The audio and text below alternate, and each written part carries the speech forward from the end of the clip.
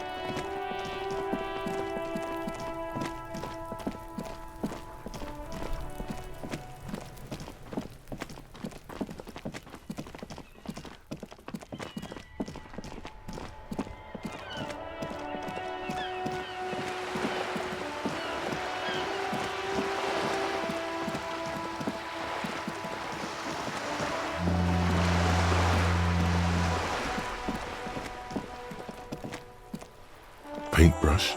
Check. Heavy fuel oil? Check. Now the only thing left to do is paint the wall. The paintbrush in your hand is like a loaded revolver. What will it be, Desperado? Quite a few things come to mind.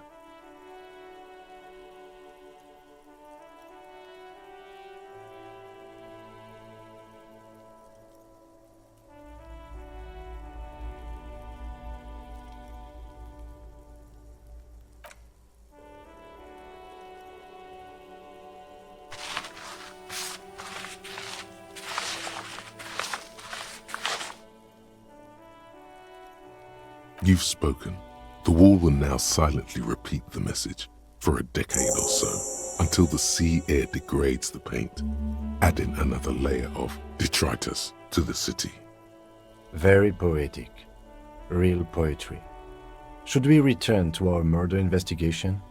I hear there's a really bad one we are supposed to solve.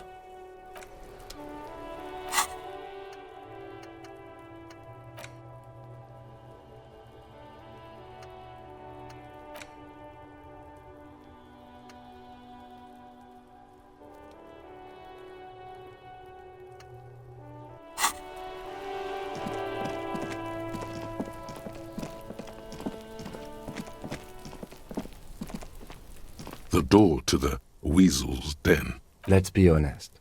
This isn't what I joined the RCM for, but every day tells you something new about yourself. Apparently, working with the local union boss to get info on an investigation is not something I'm squeamish about. If the Merc Tribunal happens before we solve this, we are looking at casualties. What's one unlocked door compared to that? On the other hand, we could just leave and tell Evrart we opened the door. No one seems to be tailing us to see if we actually did it. Yes, presenting a fabrication is known to get results here and there. You took this task. You make the call. The door is right here. You can just open it and be done with this. Besides, if you never open it, you're never gonna find out what's behind the door. I don't know. You're a pretty good liar. Are you as good an infiltrator as you are a liar?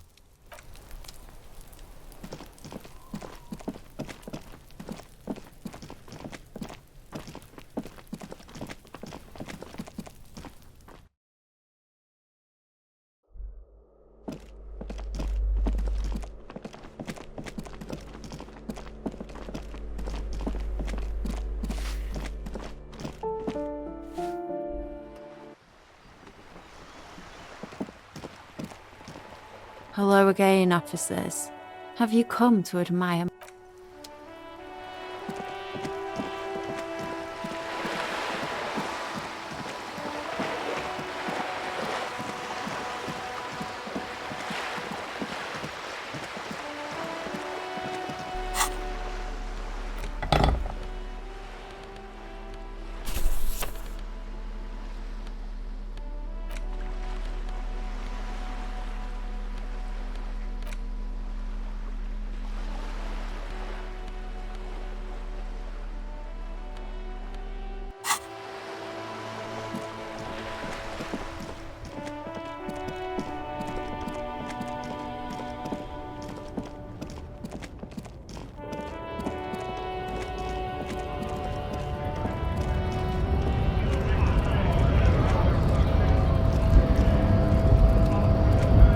Hola, wandering man.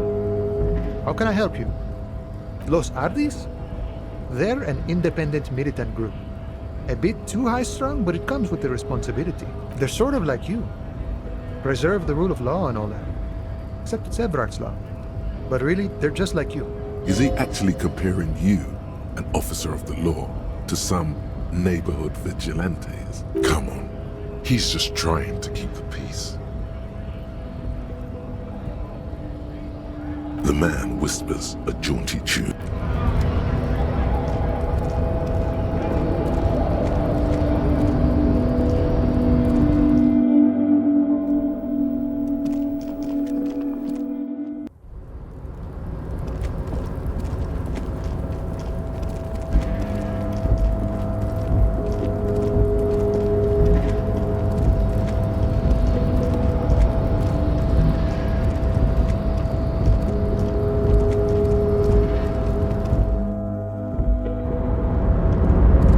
Welcome back, gentle.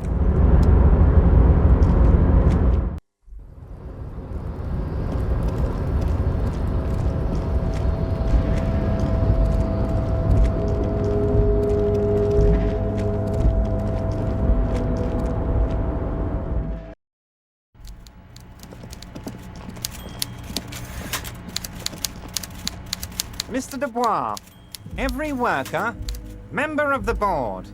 How can I help you today? Are you shitting me, Harry? Did you not really open the door and are now just telling me you did? You're a wild one, Harry. Good. Now take it a bit further.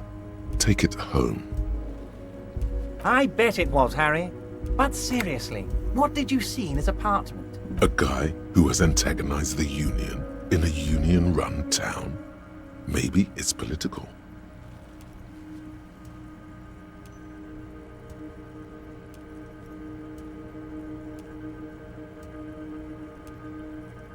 That's exactly what I thought, Harry. What a weasel. And for the record, I was only curious, not testing you. He was testing you. You succeeded. Thank you, Harry.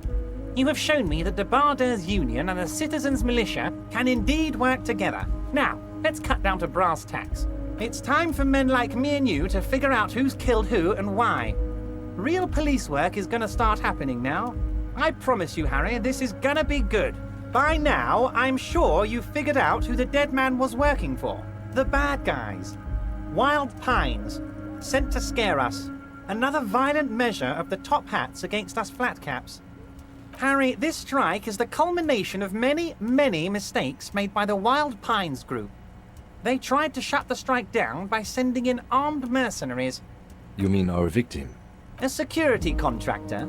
Can you imagine that? Workers standing in peaceful protest, united in the spirit of fellowship, and they send hired killers to mow us down with machine gun fire?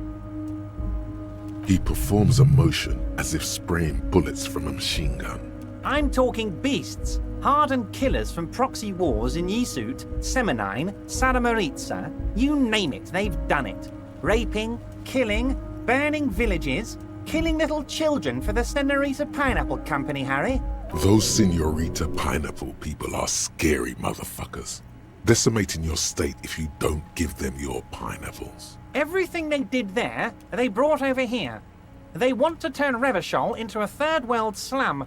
Honestly, the only thing they didn't do is kill the village elephant. No, Harry, the elephant is metaphorical and so is the village, but the mercs and their brutality are very real. Now, I haven't personally witnessed the brutalities out there. I have the luxury of staying in my container, you see. If I need to go somewhere, they just move my container. Yes, I'm an old man, Harry. My legs aren't what they used to be. They lift my office with that big crane. It's actually very fun. You should try it. But enough about me and my fun container. The killers the company hired, I think there were 3 of them, all hardened commando types. One of them got downright suicidal, getting drunk, violent, a little rapey. Even their own negotiator couldn't control him.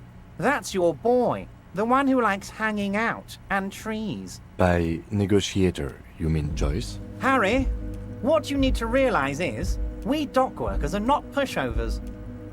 We got grit, Harry. This whole neighborhood does. Push us hard enough and we push back. And when we do, we push to kill. An entire neighborhood of killers. Potentially, Harry, potentially. We got arm wrestling champions, rowing club people, ex-coal miners, tough guys, all ready to spring into action for their home base. There's a militant wing inside the Union, a group of people whose duties don't involve manual labor, but peacekeeping in the neighborhood, making sure everything runs smoothly. That sounds a bit like organized crime. They're like you guys. Idealistic people who want to make sure bad things don't happen. And if they already have, well, punishment must follow. Again, that sounds like organized crime. So these idealists killed our victim? One day Titus Hardy, leader of this peacekeeping faction, comes up to me and says, "Boss, socialist democratic fervor drove us to take it upon ourselves to kill this beast that was burdening the land." He probably worded it differently, but that was the idea. Sure sounded to me like they killed him. I gave them 2 weeks paid leave and told them to lay low to avoid retaliation. Aren't you worried we might arrest them for this? Oh, I'm not at all worried about that. These are not the kind of men who get arrested. They're Martinez boys, tough and gritty. I'd like to see the man who takes them in. Besides, I sent my lawyer girl to look after them. Uncertainty belies his boasting. In the end, though, he believes it.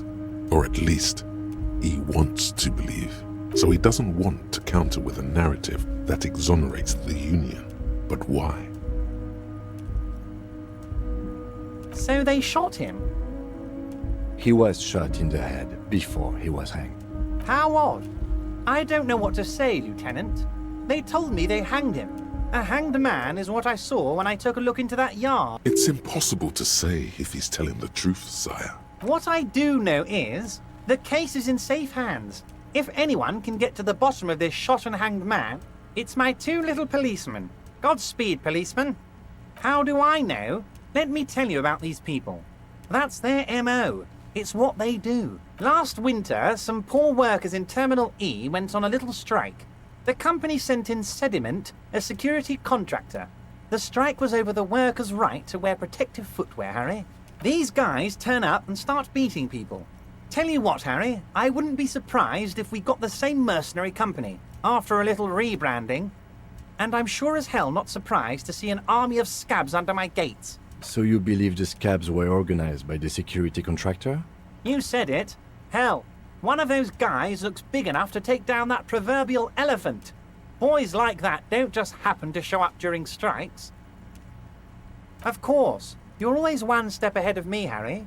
I'm no genius, I'm in this position because people like me. Tribunal? That sounds serious, Harry. We Union men should be shitting ourselves. I wish you hadn't told me that. I'm gonna lose sleep over this. Let's change the subject. He's clearly happy about the tribunal. Oh, Harry, what do I really think about the tribunal? You're trying to climb to second base with old Everard before you've even courted him properly. He wants you to do more things for him before. Oh, Liz is a bright one. I paid for that law degree myself, thinking it'll probably turn her all fancy. But hell, Harry, she came back a firebrand socialist. Sometimes she scares me with her zeal. Wait, the girl by the whirling, who was keeping an eye on you. Is he talking about her? Don't give him the pleasure. Oh, and she also really likes gardening, I hear. In March? Strange. Anyway, let's move on. Oh, they are simply fine young men, all 7 of them. Exemplary union members, always working to advance their position in the local socialist democratic movement. Core members. Old Theo used to run them, but things really kicked into gear when Titus took the reins and named the group after himself. Gotta love his initiative. Interesting. Who's second in command? They're almost all of them great guys, born leaders. Whatever happened, I'm sure they only had the best interests of Martinez and Revachol in mind. Work with them. Hell, interview them. But don't fight them. They really are just like you. Men who like beer, women, and some order on the streets. Separate one from the herd. Oh, that would definitely be Fat Angus. His feet smell from a city block away, and he's always having noisy stomach troubles. Horrible, revolting guy. You would die, Harry. You would die, and in the process start a bloody and completely unnecessary war between the Debarders Union and the Citizens Militia. Angus, his ever-growling stomach, and his smelly feet are all part of the Union. You have as much right to arrest him as I have to arrest your partner here. Actually, less, because this is my hometown, my territory, and my backyard. You are a guest here, Harry. Please remember that. Oh, Harry. This is getting real grim, and there's no need for that. We are friends. But of course, it's the least I can do for my good friend Harry. I'll do it right after we've concluded this talk. You can now go and tell Titus about this. See what he has to say. Also, Harry, here's 5 real. Oh, I wasn't offering it to you, just holding it out there. But I'm willing to share information. Was it a good talk? I'm not sure we made much headway here. I was hoping we'd bust the case wide open. Heck, I even wanted to tell you what I really want to achieve with the strike. I don't know what happened, Harry. I wanted you to feel like Mr. Martinez. And, of course, I also wanted you to find your gun. But it's like I can't completely trust you. Yet. Yes, Harry. It's like I can't fully trust you if you're not a man of the left. I want to, but I just can't. A man of the left. So you have to be a social democrat. He's been hurt too much in the past by men who aren't social democrats.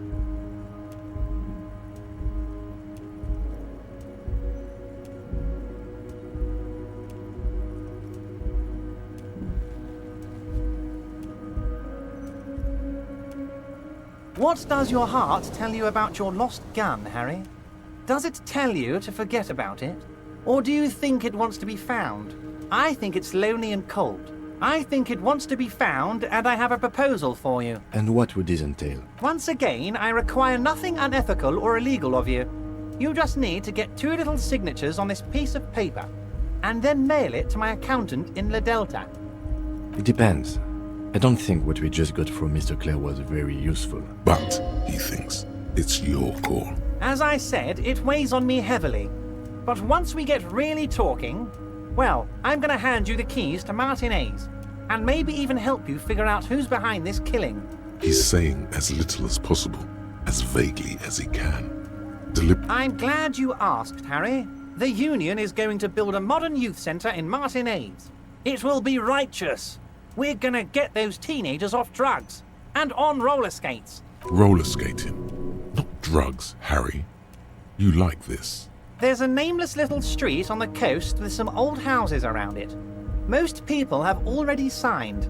I just need 2 more signatures to get this mission off the ground, Harry.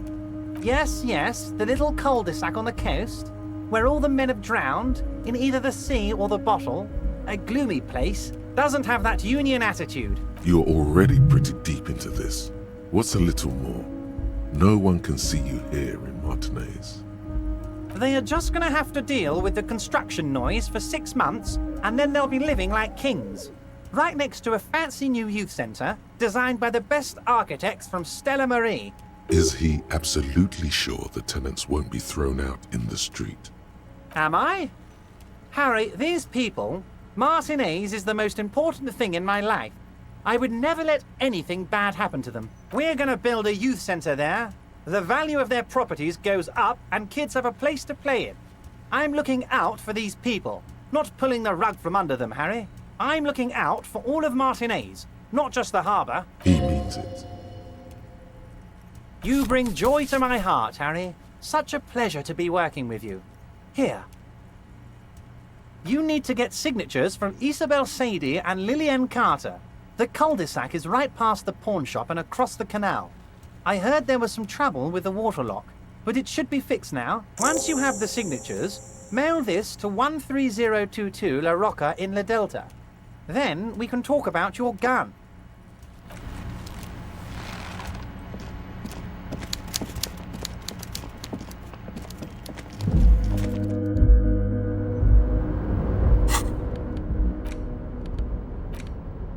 You take the legal documents out of the envelope.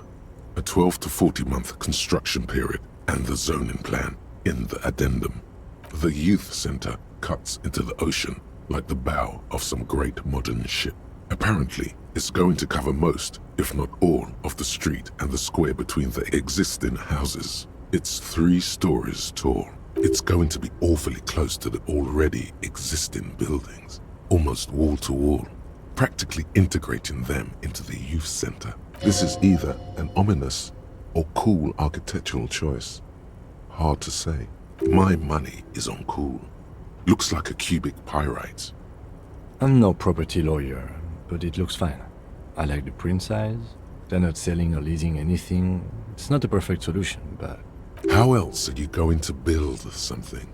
It's always inconvenient to build things, and citizens inevitably have disagreements over such construction projects. But there's no other way. There is no loophole. The simple truth is, the current residents are going to lose their street access, and for the next 12 to 40 months, their lives will be dominated by constant construction noise right next door. Once the construction starts, it'll probably take a few months, a year maybe, for even the most stubborn occupants to get tired of living like this. After that, they'll sell their property for cheap and move out. I should have seen it.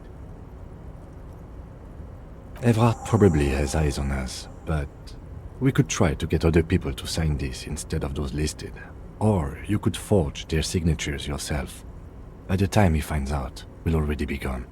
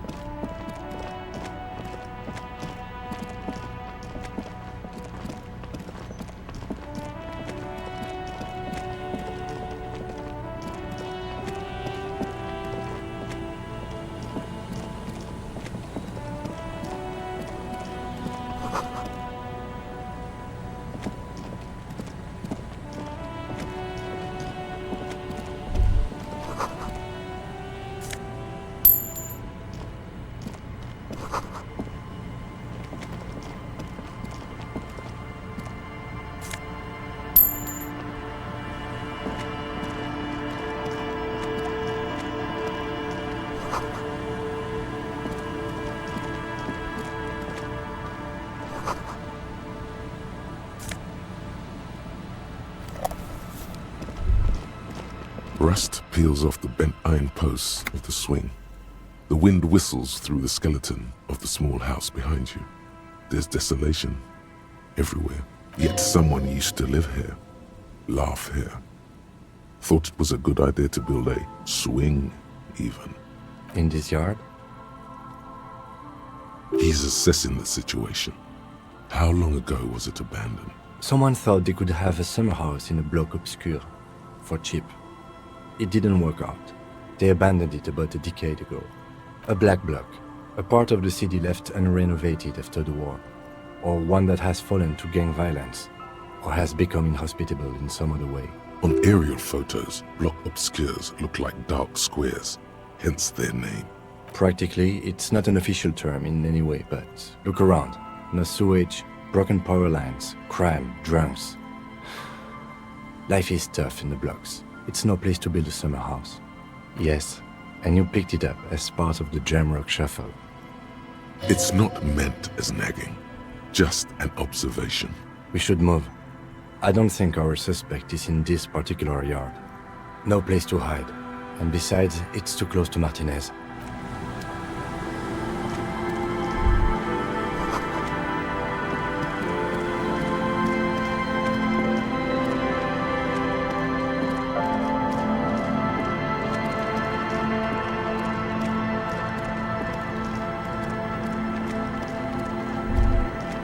Great news. The boat is big enough for a grown man like you to fit underneath it in a supine position. I don't know. Sleeping? What do people do under boats? This is merely a measurement from your visual cortex. Do with it what you want. The elements are rough around here. I don't know about this. Huh?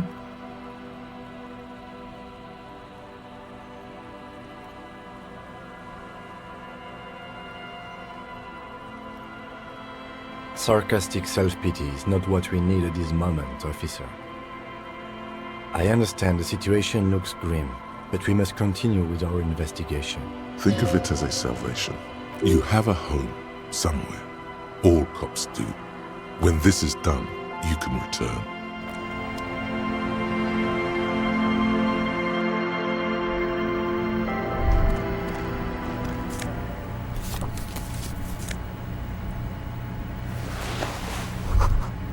It's only a red chair. Just a red chair in an empty shack, with what looked like a dusty bow tie on the shelf. Nothing to see here, right?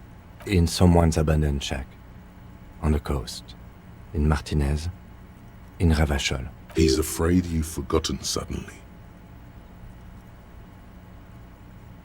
Nothing. It's just a piece of furniture. Red paint is peeling off it. Looks like blood, no? It's just a piece of clothing you've picked up. You do that, officer. You collect clothes sometimes. He sounds a little worried. It's an odd habit. Don't be worried, Lieutenant. Clothes are therapeutic. Here. I don't see signs of recent habitation. This place is abandoned. See? He doesn't like the vibration from the red chair either.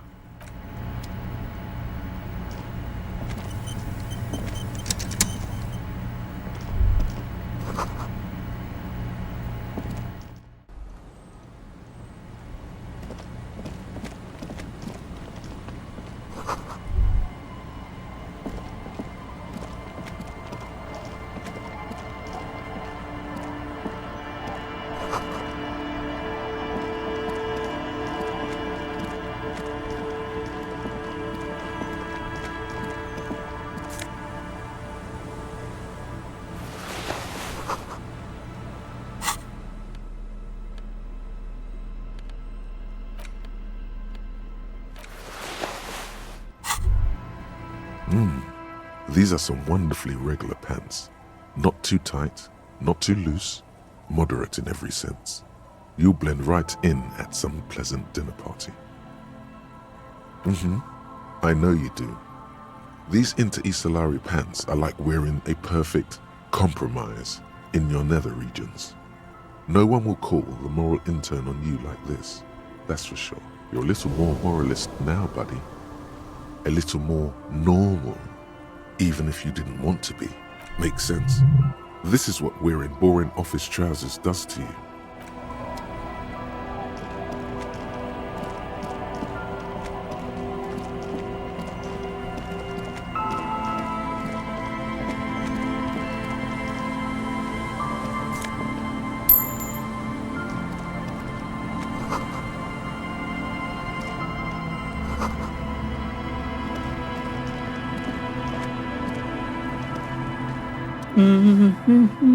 You're not sure about the melody, but it might be South Samaran, possibly Sigayan, also known as the Apricot Suzerainty.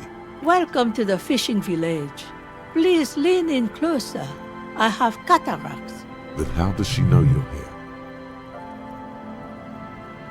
I still have a golden ear. Come, come. Oh, welcome, police officer. We don't cause any trouble around here. And we don't want any trouble either. We are not here to cause any trouble, madame.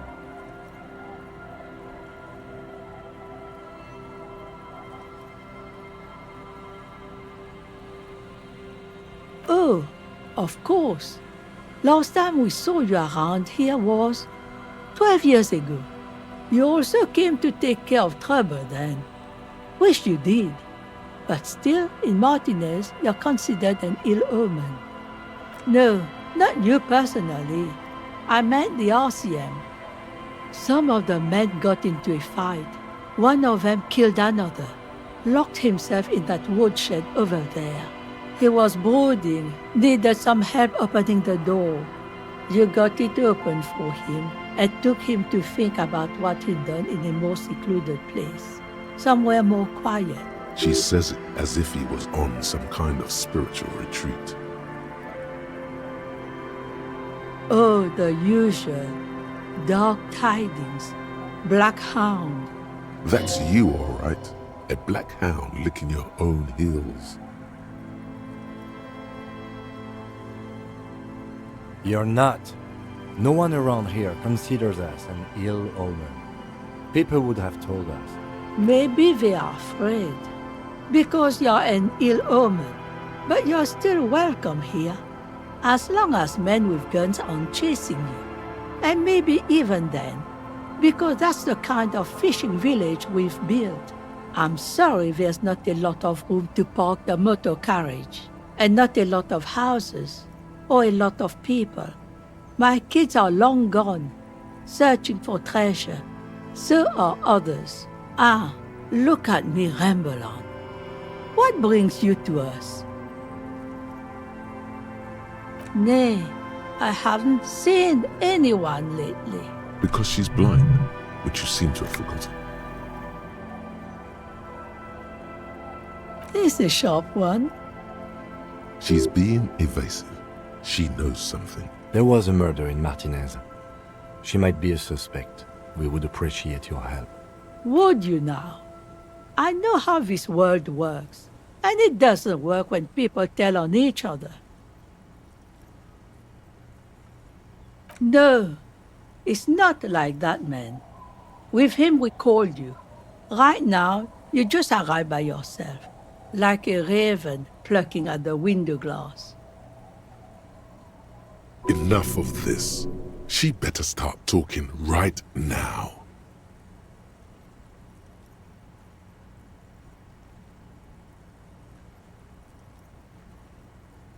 There's not much to tell. People come and go. Now, was there something else? I see, ma'am. I hope you don't mind if we look around anyway. Ruby was here. You know it. You need to look into these shacks, especially hers. Ask her about lodgings. Stay?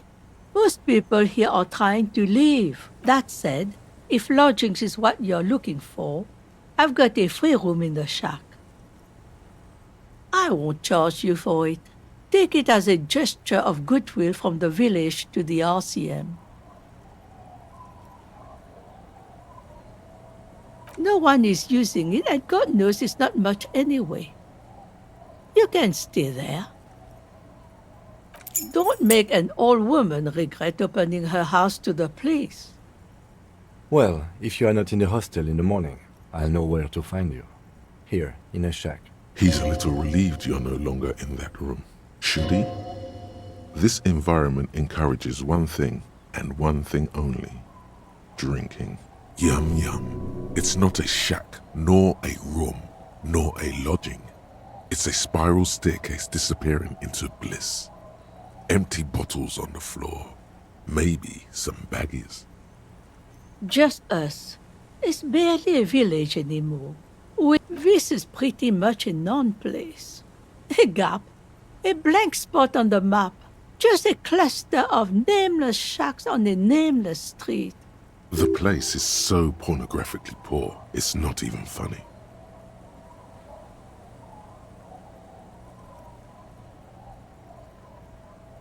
The lack of wealth is the one thing we've got in abundance. It's a cold, cynical smile. Riddles. Fits with the general ambiance here. Aye. Sometimes it's as though I'm also gotten lost inside this nameless nothing. Oh, it seems to be a common theme these days. Isn't that what people always think when they are lost? Something I can do for you to find your way, officer? Over there, you can find more of the same. Shacks and trees growing wild. That's the pox. Between here and Jamrock, a dusty sea of old trees, all covered in industrial soot. Small houses under them, an overgrown park. An old military hospital and its surroundings. Or it used to be, during the time of the suzerain. After the war, it was turned into a goodwill hospital for shell-shock veterans and folks looking for some quiet in the old sanatorium gardens. Now the area is crisscrossed with nameless streets and makeshift cinderblock houses. Shacks as far as the eye can see. The goodwill ran out. The staff left and the place was shut down. It's long gone by now. Well, there's Lillian and her kids. A few new folks live in the house to the east. But they're away right now. And then there's the drunks. Not a pretty sight, but there's little we can do about it. Home is home, even for them. Sooner or later, you'll see for yourself. Don't have to look long to find these guys. Here? For you? No, officer. The only money we have here is some coins the drunks tried hiding from their women and then forgot about. Under carts, boats, in little boxes, it's not hard to find. She nods, rinsing another piece of cloth. Not much. There's the abandoned church, the DeLorean Church of Humanity. It's been there since before my time. Some things just don't fly, officer. Look around. Who'd go to church here? They built it 300 years ago. Must have been nicer then. So, they don't hold services there anymore? The Ecclesiastes? No, we've tried, but things just keep happening. Crime, accidents, other things. The place never stays open. It's a pity. It used to be such a nice church. She's not telling you all she knows. Keep her talking. Well, there's that music. Music from across the sea. It started a few days ago, and now it's blasting even through the night. And now, suspicious-looking people are sneaking around the church. I don't like that. Interesting. You could look into this ruckus if you have the time. Perhaps the mysterious music is somehow connected to the case. A Rusalka or a half-demonic Apsara singing. Before you get to the church, there's some ruins, an apartment complex, or some kind of electrical plant. Run-down bunch of houses, empty. I don't know exactly. A pre-war place. It used to be something. Before the war. I wasn't here then, you know. Was born in Samara. Of note, the old fish market up on the boardwalk. But it's closed. No one. That's why it's closed. It was once a bustling place, back when I was young, and so was everyone else. Now, what catch we do bring in goes straight into a lorry for the Delta or somewhere else. What? You're one of those real estate people with big plans? If you want a development opportunity, you can check out the abandoned building over at Land's End. Used to be a supply depot, we think, sending goods and ammo across the bay. It's jammed shut though. We tried to get in, see if there was anything to sell or scavenge, but it's impossible. Nothing is impossible, surely. And now you know everything there is to know about this coast. Me? No one. Just an old washerwoman. Mother called me Isabel, if that's what you're asking. And my married name is Sadie. No one? There's something about her. She's definitely not a no one. Now it's your turn, Mr.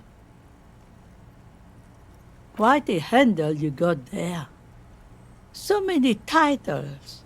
One of them double. She's got a couple of ranks herself. Honored chief and so on.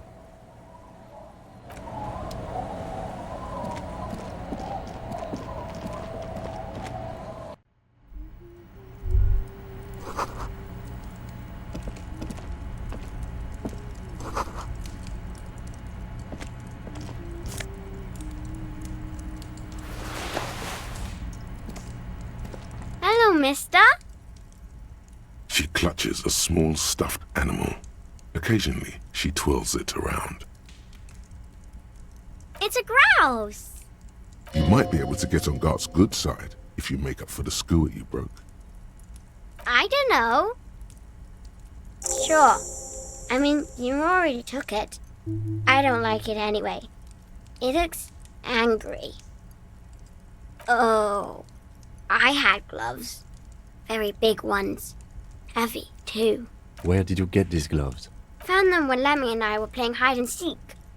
In an empty house. Where no one lives.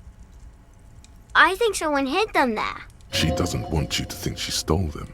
I hid them. The twins were gonna take them. They're stupid.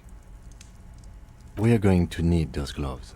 It's for important police business. Oh. They're in my sandcastle. Behind our house. Under the sand. You can break the castle. It's not very good. Luby. Raluby. My mom tells me I'm a big girl. But she doesn't know that I can't say Earl. Or sometimes I can. But then Uller. Kids. My mom's outside. And I don't really know about my dad. It's Lammy. He's my friend. Sort of.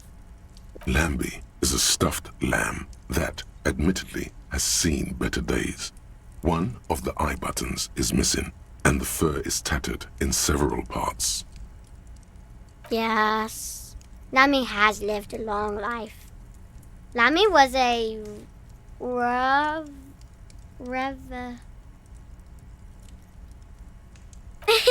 Yes! Lammy was a resolutionary. Bye!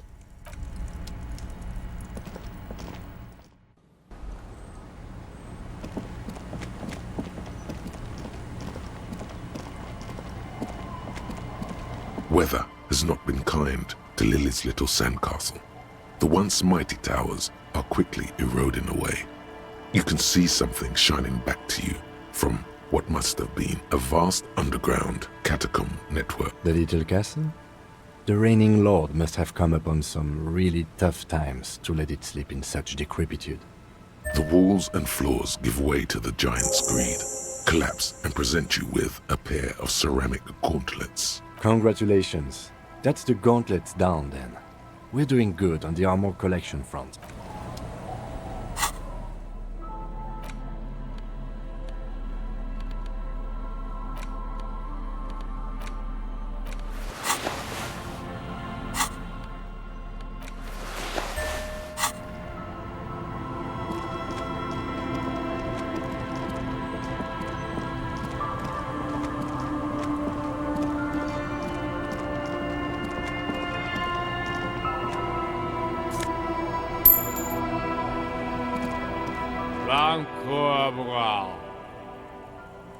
The noxious odor emanating from the drunken man is strong and familiar. Don't you call her? Yeah! Don't call Abigail! Uh-huh.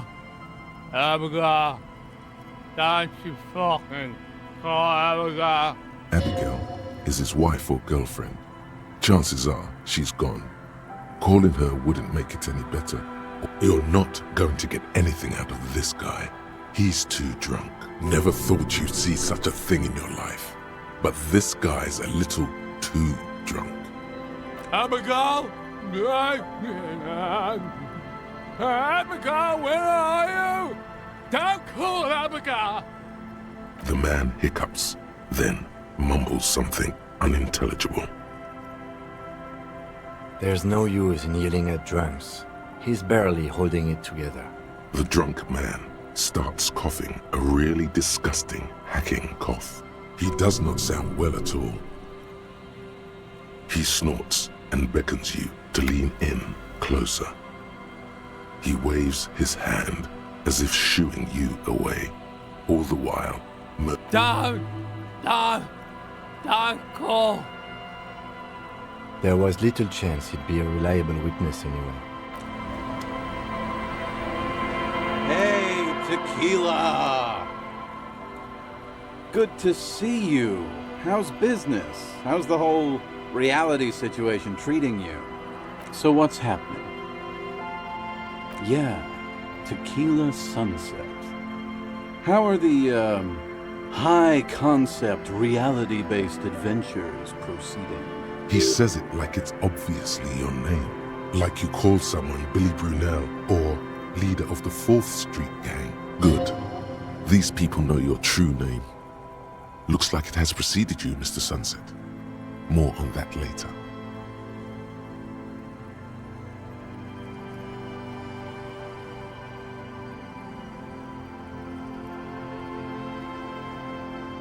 That's the spirit.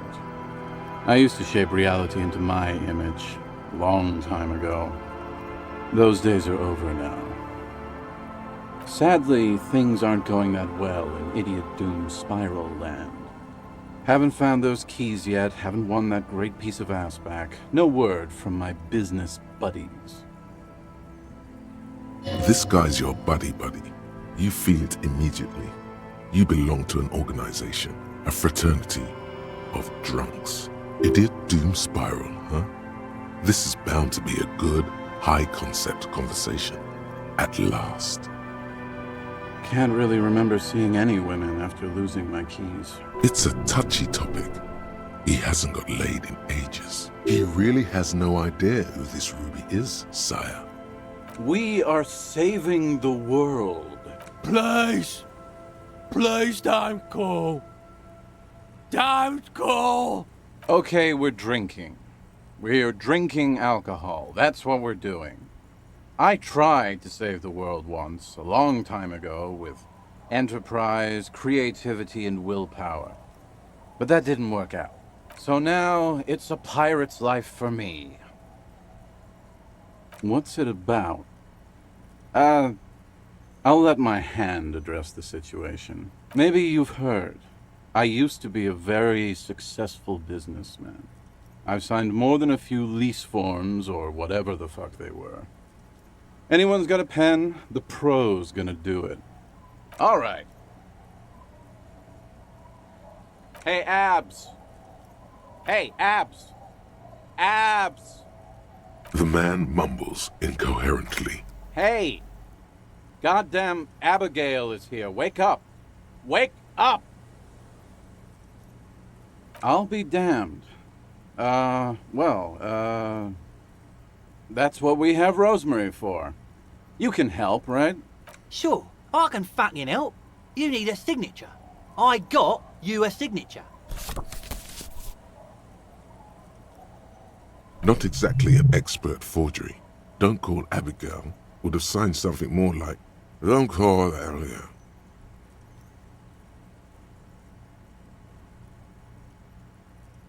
No problem. Now, where did I put that, Fucking hard work done for the day, man. The incapacitated drunk lay there snoring like an ancient rusting tractor. Thank you for your services, gentlemen. Should we go and mail these? I think I saw a mailbox on the plaza. Okay, what's on your mind? It's you. You're Tequila Sunset. We've met before. Don't you remember? No, you sure don't. Aha. Do you want to know how Tequila Sunset came to be? Tequila. Tequila Sunset. Something ominous there. You think you feel bad now. Wait till you've heard the story. No. You need the wisdom. Let me take a sip to moisten up my chords. Tequila Sunset rolled into Martinez last Friday, and by Tequila Sunset, I mean you. The man, the myth. Hey, let's not jump ahead of ourselves. This is your story. Stop interrupting. You got here on Friday to solve a case, hoping to be the early bird who gets the worm. And by the worm, I mean the buzz. Because as far as I know, all you did was get piss drunk. Word on the street is you went around the local hostel telling people that you're a police officer, and that it would be really fucked up if you shot yourself in the head right in front of them. That's pretty high concept, if you ask me. It is. Oh yeah, that's totally your style. The lieutenant's brow is furrowed. He's listening as casually as he can. Hey man, I'm not judging. This life's a valley of woes. Some of the highest concept people in history have killed themselves. And been drunks. Either way, it was a late Saturday night when we, the Union of Moribund Alcoholics, got our drink on. Nothing remarkable about this. We get our drink on 24/7. Makes everything warm and glowy. I trust you know the feeling. One moment we hear the sound of a motor carriage revving up somewhere on the plaza, followed by a series of dings and bangs. Do you remember the sound of wood cracking? Naturally, loud noises pique the interest of anybody owning a pair of ears. That's just the reality we're in.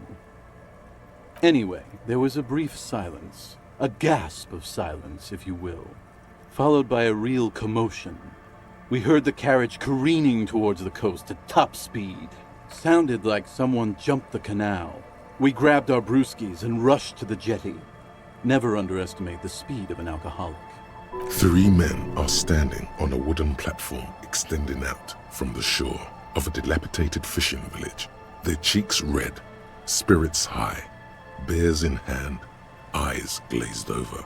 What we saw was a sight to behold. A beat-up police carriage containing you.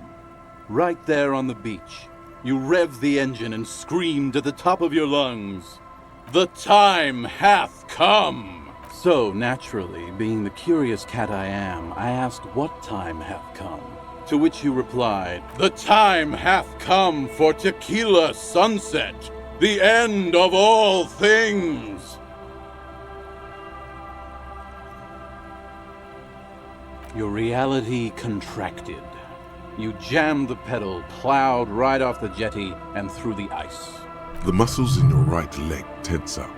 Your hands cramp on the steering levers. We ran towards the ice whilst you crawled your way out, miraculously unhurt, covered in seaweed and shit. like some kind of sea monster. When we finally got there, you were sitting on the beach crying. You said that your badge and uniform were in the car.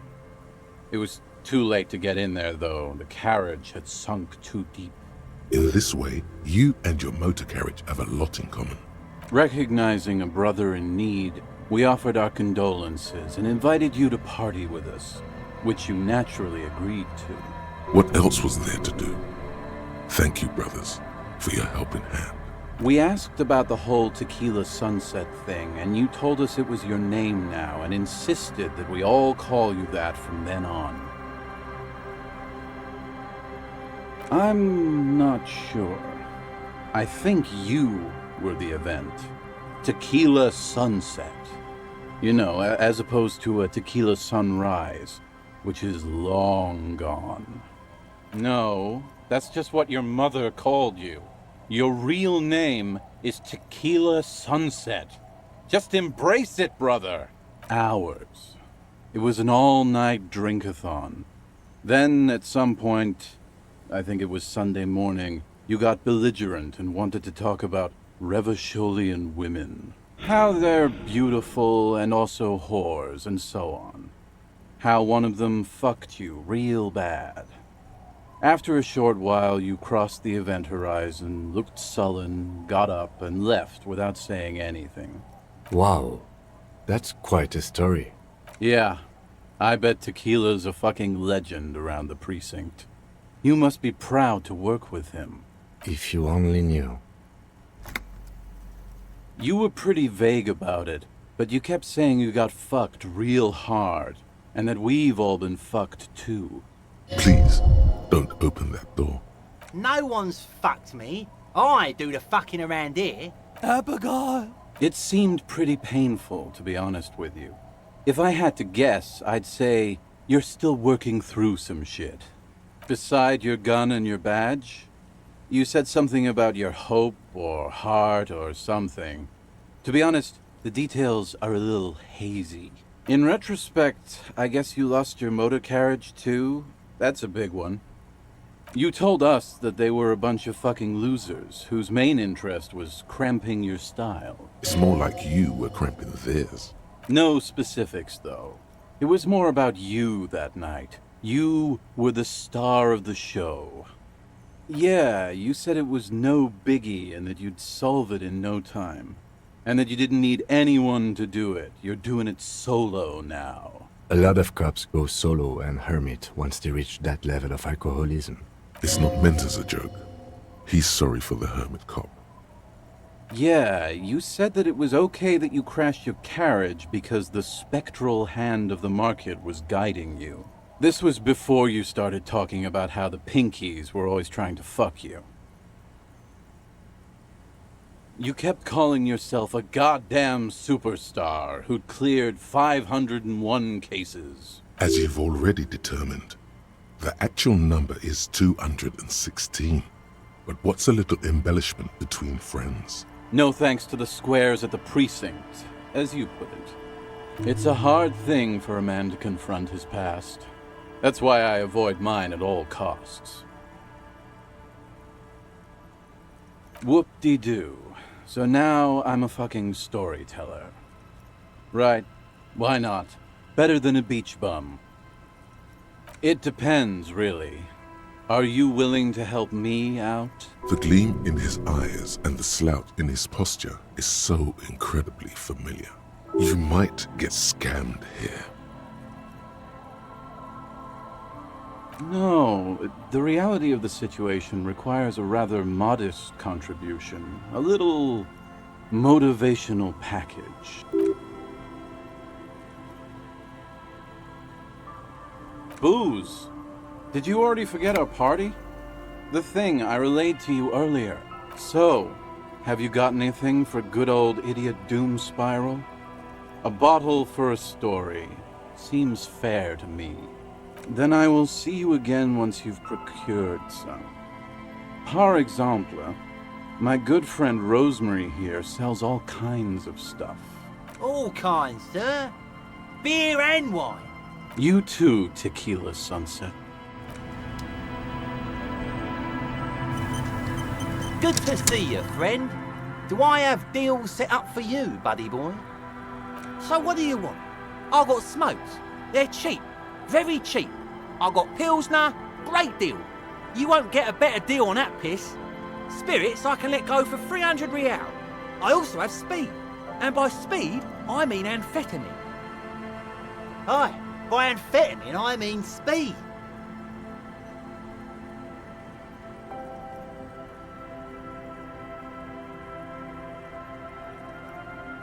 Aye, that's what I said. Good, my man. Now what can I offer you?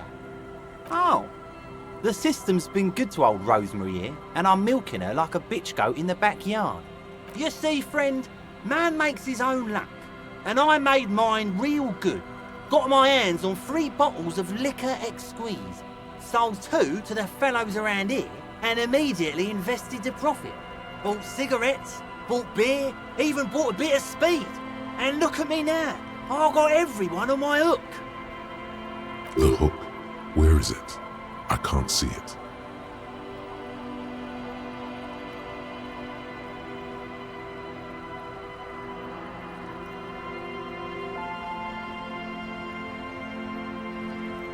Of course. It is what it is, you know.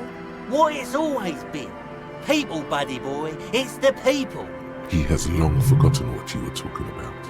See, friend, it's real valuable. Worth every real, if you catch my drift. Got it from a bit of a business venture. You know, it's funny, actually. He's finding it difficult to focus his watery gaze. What? Keep him talking. This guy. Conversation might bring a discount, no? Oh, this is medicinal spirits. The good stuff. Got it from the doctor's office. I got one of those scientific ampoules a few months ago. Torpedo, they call it. It's supposed to keep a man from taking a drink. Didn't stop me for shit, that's for sure. 5 lemons with half a pack of butter and you're good to go. It really isn't. In a week, the goddamn kidneys started giving me all kinds of hell. Finally, the missus took me to a private doctor's office. Not a charity, the real thing. Those arseholes charged me 4 real to remove the damn thing. But I came out on top after all. But the idiots left me alone in there. Now, I used to teach high school biology. I know what doctors use to preserve dead things. Swipe 3 cans of this blue medicinal stuff from the back room. Threw the snakes out and voila! What's left is this beautiful blue stuff. 98.7% almost pure alcohol. Snakes or intestinal worms? 2 I already sold to these fine gentlemen here. But this last one is yours for 3 real, if you want it. Don't say it. Yeah, be careful. It's extremely flammable. Feels like someone's trying to jam an angry hedgehog down your nostrils, doesn't it, buddy boy? Wait for the adrenaline tsunami. It's really great. He's exaggerating. It bites, but only a little. So, what's the deal, friend? Want the spirits or not? 3 real and it's yours, friend. The deal of a lifetime. Well done. You got it. That's a much more reasonable price right there.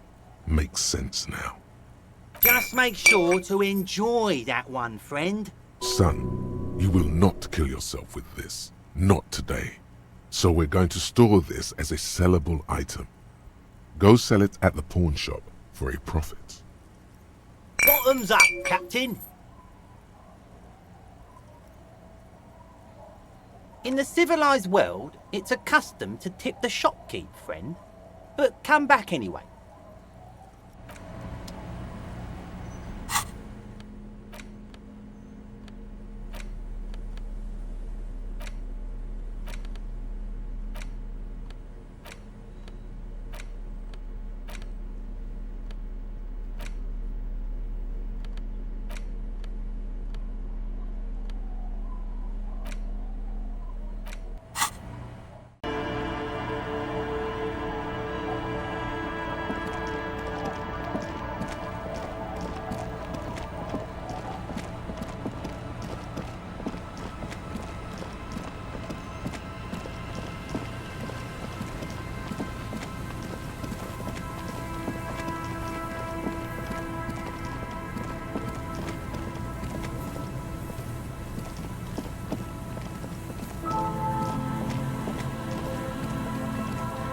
Someone has left an unidentifiable article of clothing on this railing.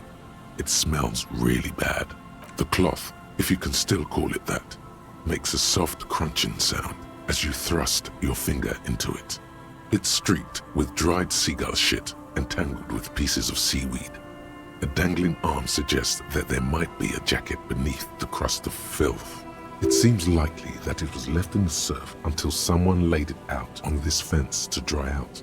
Unfortunately, that just seems to have stiffened it into a shapeless mass. Please tell me you're not taking that with you. It's a guano-encrusted jacket, and you're already carrying around enough as it is.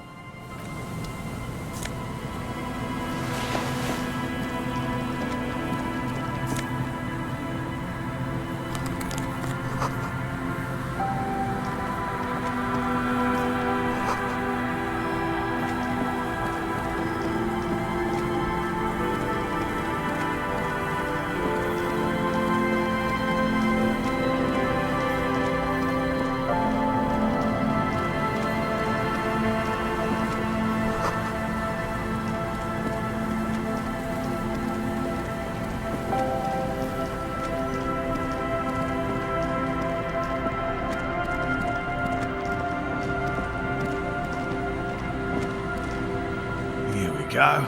Nice and easy. No way out, little guys. Not out of this jam. There's a cylinder on the ground in which the man is arranging some netting.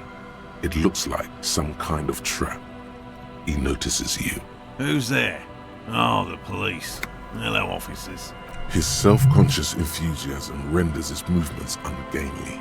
He looks like your understanding of a scientist. To what do I owe the pleasure? That's sarcasm. He takes no pleasure from your appearance. Oh no, it's all right. I'm just busy. What's this about? Of course. Thank you for passing along the message. That damn water lock is broken, and we can't go all the way around the 881. The 881 is a raised motorway that separates Martinez from Jamrock.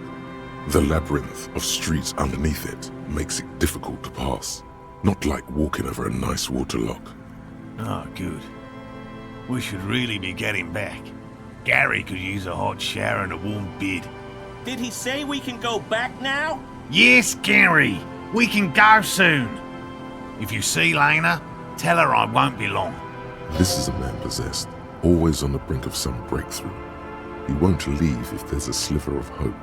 The great find might happen today. Sir, your wife is waiting for you. I just have to do one more round. See if the phasmid has taken the bait. Then we're going. His hands are large and weather-worn, but also used to delicate, precise work. For all his passion, this man is diligent and patient. You could learn things from him. I'm afraid not, officer. I've been busy digging around in the reeds for days, looking for signs of insect activity. I'm less interested in mammalian concerns, to be perfectly honest. The lieutenant takes a short note in his notebook, then gestures for you to proceed. Well, first of all, it's damn difficult to find, which is why we've been knee-deep in the reeds laying traps for it. Good question. Being a phasmid of the order Phantasmodea, a ghost insect, it disguises itself as plant matter. In this case, the reeds. Awful lot of reeds around, aren't there? And I suspect it may have also developed other specialised techniques to protect itself from predators, or scientists in our present case. It's my hypothesis that it has evolved certain electrochemical defences that allow it to interfere with animal perception, impeding pattern recognition, confusing the visual cortex. But I cannot describe how these defences work, much less how they evolved, without studying a live specimen. Yes, it makes perfect sense. You're beginning to suspect there's something paranatural about this phasmid. A ghost insect, he said? These people are looking for a ghost. No, that is precisely what we're not. We are zoological specialists. looking for an extant species of phasmid. I'm expecting it to be quite giant. One known species of phasmid, called the Megaphasmodeozoensis, is about the size of a grown man's forearm. So, Seems puny, to be honest. typical rookie assumption. Insects are much more sophisticated creatures than those unversed in zoology give them credit for. Even simply catching a glimpse of the Insulindian phasmid would be the apex of of any cryptozoologist's career. But to study it and its defences, find out how it stayed hidden so long. Would be glory itself. Very little, I'm sorry to say. No one's ever captured a specimen, so all our information is based on first and third-hand accounts. Not yet. That's what makes it a cryptid. Just out of curiosity, if there's no proof of its existence, how do you know it's real? I know it's real. It's clear that his obsession with the phasmid is driven by something more than the pure pursuit of scientific advancement. By which I mean, I've heard enough first-hand accounts to believe quite firmly that the Insulindian phasmid is more than mere superstition. What would it be like to grasp and hold onto something you think is next to you, or just behind you, like a trace of vapor you exhaled one spring morning as a child? This is what he's searching for. A spectre. Yes, the most recent sighting was by a couple of teenagers along the coast here. That's what brought us to Martinez specifically. It's the first credible sighting in several decades. Admittedly, it's an unusual location for this species, but with all the sewage runoff upstream, it probably doesn't matter much anymore. I have to resist the thought. Such an extraordinary creature is doubtlessly highly resilient. After all, it's generally thought to be capable of parthenogenesis. He means asexual reproduction. The females of the species don't need to mate to produce viable eggs. This makes it easier for a species with a small population to survive. Yes, the Insulindian phasmid is a very clever insect. That's why it's so damn difficult to catch. But as a scientist, I'll try my best to remain dispassionate. Always a pleasure to see an officer of the law. I mean, officers.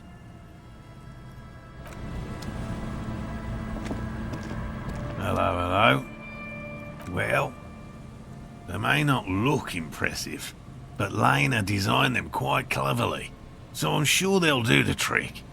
Yes. More than some, he admires this about her. Simple. Attracted by the locusts, the phasmid crawls down the funnel and, having eaten its fill, can't get back out. At least, that's the intention. The net isn't a perfect solution, but we didn't want to use anything that might damage the specimen's delicate exoskeleton. Locusts. Nearly all known phasmids are herbivores, of course, but we've hypothesized that the Insulindian phasmid might occasionally prey on other insects. Inside the traps, a number of locusts crawl and tumble over one another in a tiny, chittering swarm. A meat-eating stick insect? Does it pretend to be the reeds as part of its ambush behavior? This seems unlikely. Thank you for your opinion. We have also included plant material in the traps to satiate your skepticism. Not a big fan of skepticism, this one. They'll work, I assure you. The predatory hypothesis, using locusts as bait, accounts for the failure of previous efforts by other teams, which use plants. We have given this some thought. The traps do seem to be deftly and thoughtfully constructed. It's clear the cryptozoologist's wife knows what she's doing. Yes. What?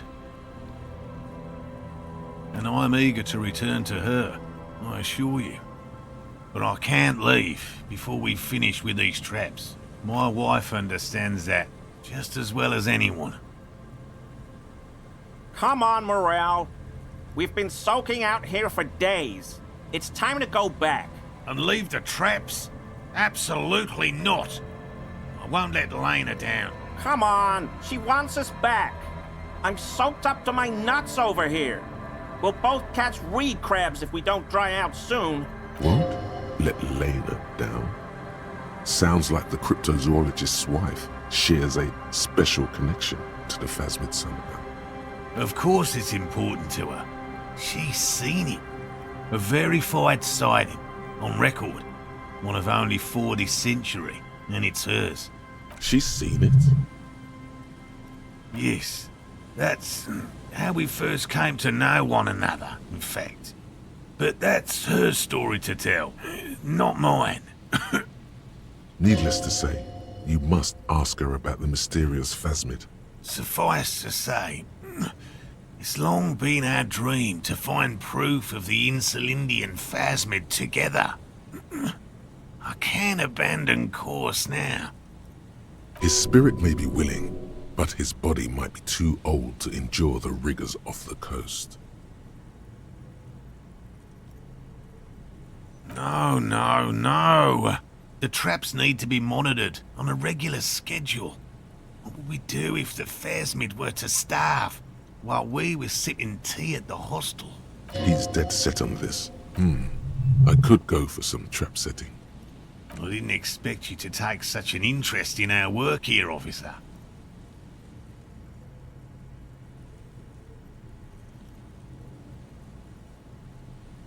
Why not? At least it will give us the excuse to look into a lot of reeds. That it will. That it absolutely will. I hope you brought your good boots. There are 4 in total. One is to the south, on this little peninsula, by the boathouses there. It's very near. Another we set in Land's End, to the northeast. It's behind a small sand dune there, on your way to the old radio tower, after the church. The third is set near the canal, where you crossed, by a concrete slab. A big thicket of reeds going up the slope, and among them, you should check at least one of those before returning to this one, since I just said it. This one's more of a technicality, but still, better safe and stupid than sorry. Be careful where you tread in the reeds. Some less conscientious researchers may have left their traps out there, armed, hidden. Bring it to me at once. Just make sure the trap is closed tight. He's not comfortable with the possibility that you'll claim the find, but he's lying about this even to himself. That's highly unlikely, officer. But in the event you do, I'll spray you with a pheromone mixture I developed. Did you hear that? Pheromones. You were right about the teenagers. Oh, I doubt there is any connection there. Anyway, these pheromones will attract the insect to you, or at least prevent it from bolting at the sight of you. It's quite potent. Should last you about a week. Wise choice. This is the smell of dying reeds, of longing crumbling into the water. I hope you're not buying this. He dispenses it without letting you touch the canister, so it would be precious like holy water. It is precious. A single dose cost me 50 real to develop. Not that I expect you to understand self-financing one's own research. Right, which means you two can pack up and go back to the whirling. Whatever he thinks about this detour, it's clear that these men are exhausted and in need of assistance. Finally, someone's talking sense. Thank you for your help. Gary and I will start breaking down camp. If you have any more questions, now's the time to ask. We'll be gone once you get to it. If it's more cryptid-related business you want to discuss, you'll have time for that later too. But what if the information is vital? On the hunt. I've just always liked animals and puzzles. Searching for cryptids is a bit of both. He seems reluctant to talk about himself, but he'll open up, if you prod a little. It's not child's play, just because I have to traipse through the mud every so often. He takes the dangers and discomforts that come with his work for granted. But just imagine the unforgiving desert heat he's endured. The wetlands filled with venomous reptiles he has crossed. You could get a heat stroke and faint and hurt your head. You could get bitten by a snake. You could get beaten up for trespassing. It's probably this way of thinking that got you where you are. Real. I know you think one is a respectable profession, while the other is superstition. Everyone does. Indeed, my methods do not differ from other scientists. I simply draw upon a wider variety of evidence. And I have more hope that something truly surprising might happen. Your nerve endings tell you there is no such thing as a positive surprise.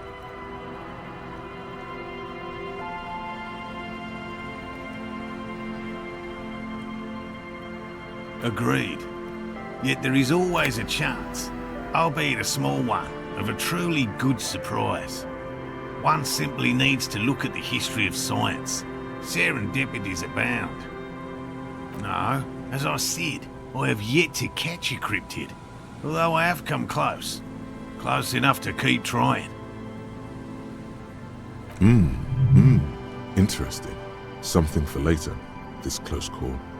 Everything from forgotten regional lore to newspaper accounts, like the one that brought us here, to look for the Phasmid. I keep a very open mind. He's interested in things that people believe that scientists don't.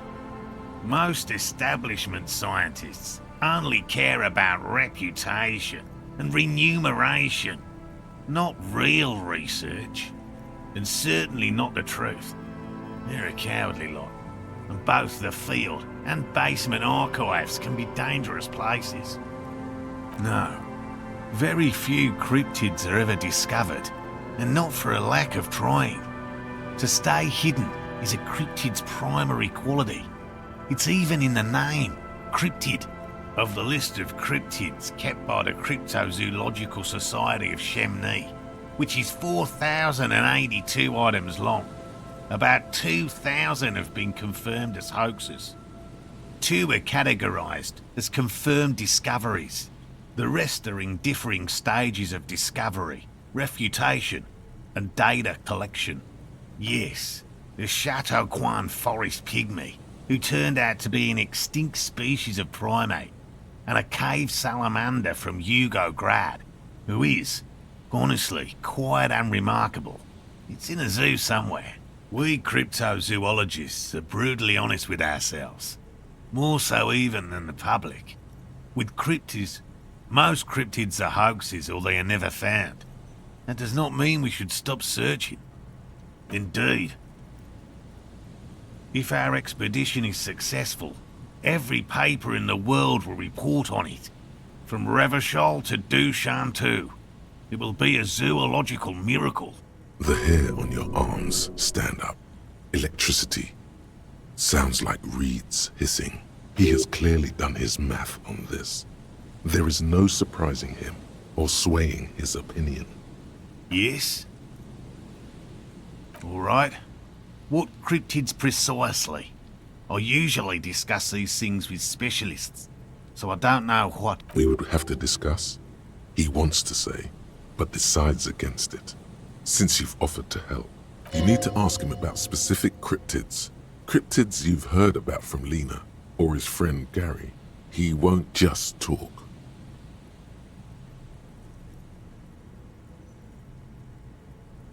I see you've been talking about cryptids with Lena. The kind green ape is one of her favourites. A warm wave passes him. Of course, the kind green ape is her favourite. We travelled to South Safra to look for it once. Gary and I got stuck in a rainstorm, though, and had to spend most of our time there in a little village. The search was fabulously unsuccessful, but the people were very nice. I'm glad they didn't understand what Gary was saying about them. What? South Safra? They're just on a different rung of the ladder, Morel. I had no problem with them. Really? You kept complaining about how dirty everything is, but we digress. They're a nascent culture. I just didn't feel comfortable. And let's change the topic, okay? Talk about your critters. Or whatever.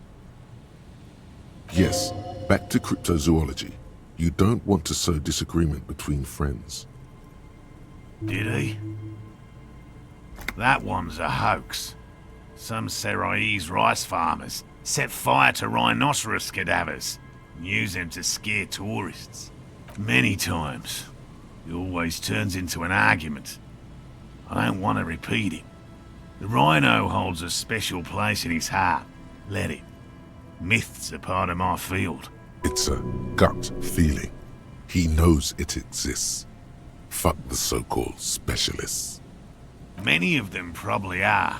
Statistically speaking, about 20% of all cryptids are verified hoaxes. Uncovering falsehoods deliberately fabricated to fool the public is just as much my calling as finding new species. If perhaps slightly less enjoyable. Which one? The burning rhino is where they draw the line.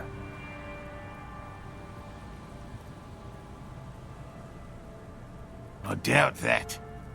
Once confirmed a hoax, so-called sightings of the rhino stopped. Is there anything else? By all means.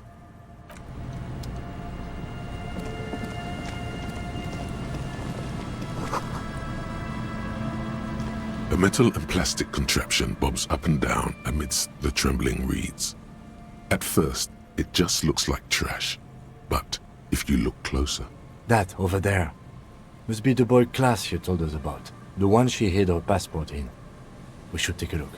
Ooh, hidden things, secrets, lies, cold, air, tendons. Snapped the cords keeping the boy in place.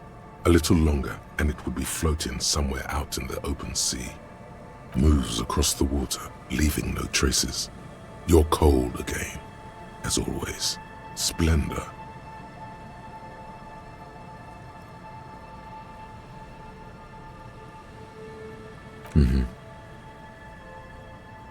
Indeed. Let's see what's inside. The boy is not tied to anything. The cords dangling from the bottom really have been torn or cut. You lift it out of the water easily, noticing how light it is. The number 11 has been written on the yellow plastic. It hasn't been in the water for very long, but it's already discolored and slimy with silt. A latch holds it close, but only just barely. The brittle metal of the latch has cracked. Simple construction. Very unsafe. There's something in there, splashing around. It smells like you would expect it to smell. A concentrated version of the coast. Salt, industrial slop and decay. And just a dash of hard liquor. Yum. The water this side of the peninsula is cleaner, actually. Smells a little salty. A shot glass's worth of seawater pours out. Some algae. And nothing else. Well done. I have no idea.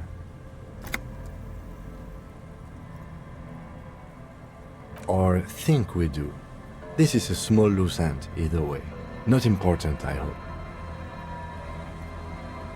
In my experience, cryptids are generally uninterested in travel documentation. We should go. You could ask the miss what she thinks. Later, if you have the time. Though you doubt she'll tell you much at this point.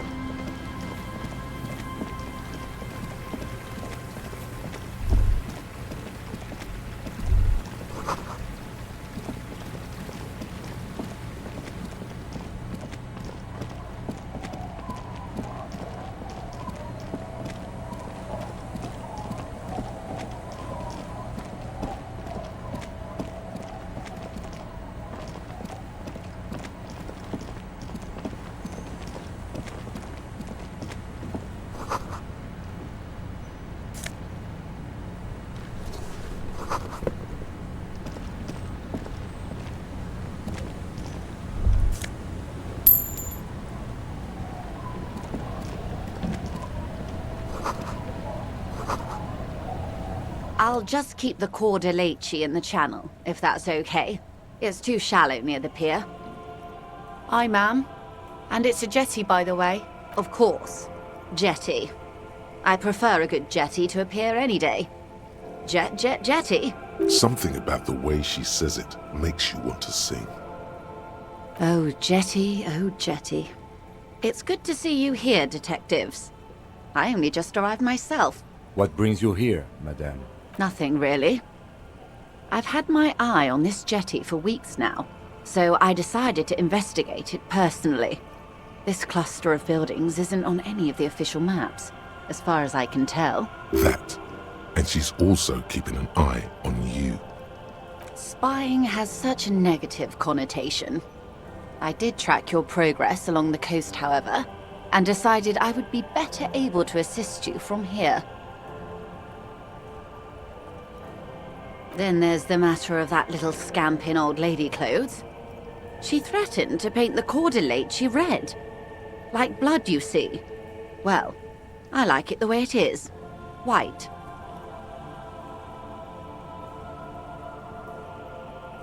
What is this? Destruction of property? Hooliganism? Elder abuse?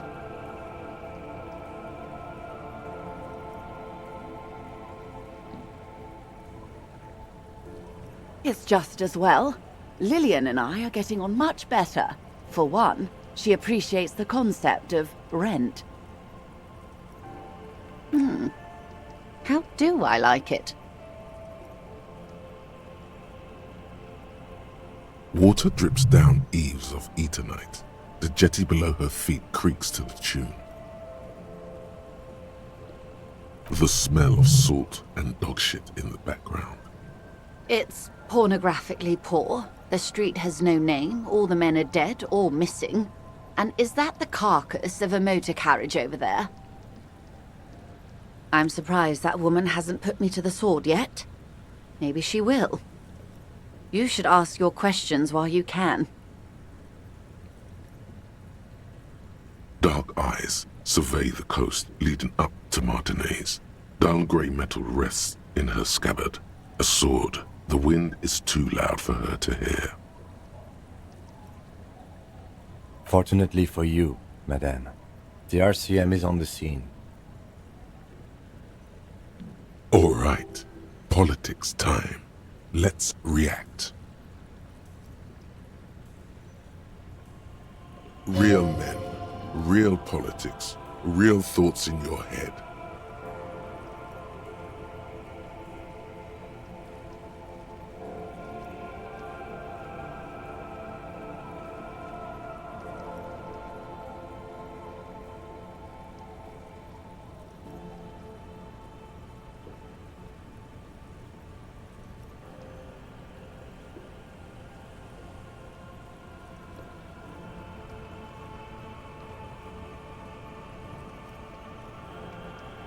Maybe.